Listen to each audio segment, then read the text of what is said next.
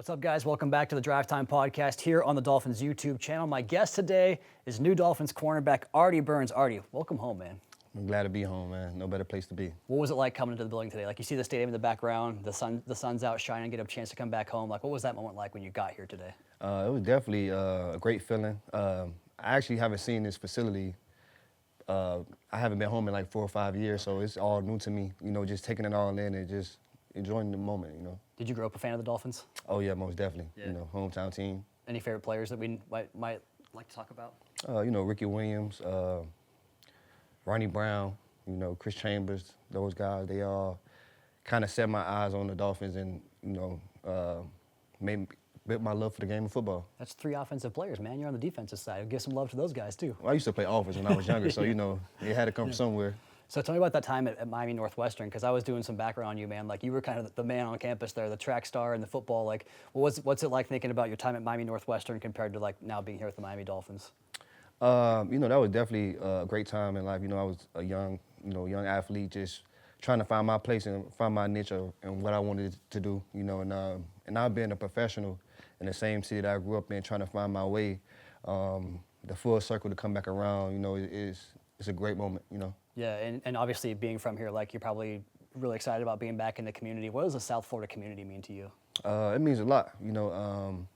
Just the way the world look at South Florida athletes, you know, to be a South Florida athlete still in the NFL, you know, still, you know, putting on for my city and stuff like that, and just, you know, it's a great moment, great feeling. I gotta ask you, because I'm from the Seattle area, so I know you've spent the last couple of years there.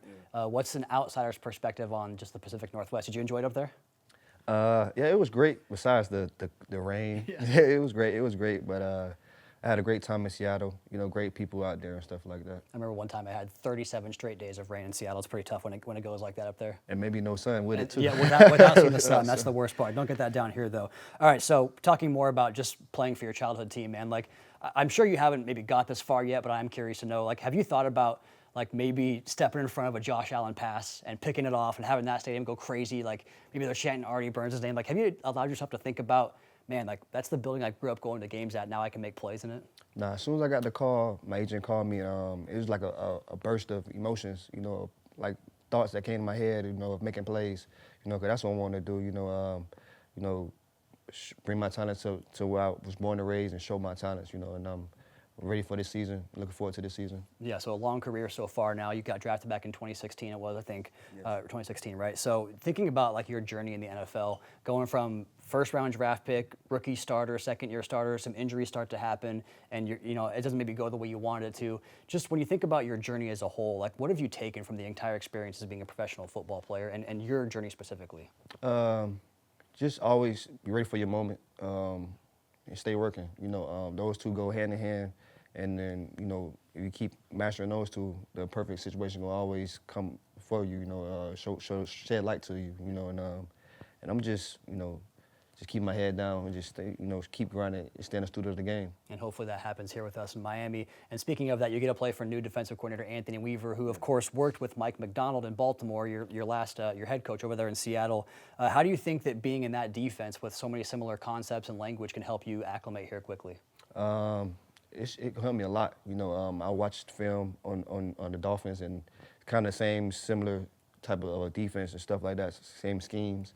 And I'm ready to put myself in there and show and really bring that scheme to life. You just watched the film recently? No, during the season, okay, I watch other teams and stuff like that. Yeah. Okay, cool. Yeah, very good. Yeah, it was fun to watch last year. His first year here was kind of cool watching him get implemented. It was like mid-season, it really kind of took off for us. We had a lot of production down the stretch. So you also played a lot in the slot in Seattle too, which wasn't something you did a lot in Pittsburgh or maybe even in college. I'm not sure. But what does that experience kicking inside and playing in the slot do for your whole game and how you maybe helps you see the whole field?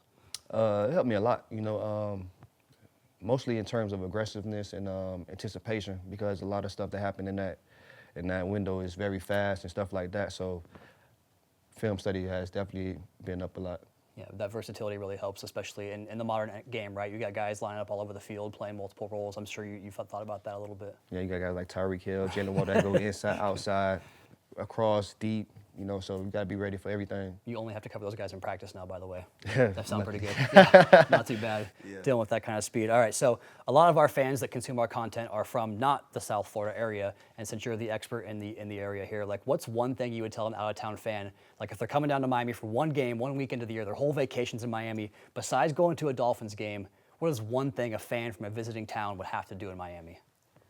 I would say you have to hit the beach. I mean, that's number one. Just to go out there, see the environment of the Miami folks, you know, and just feel the atmosphere. You know, Miami bring a lot of special things, you know, so yeah.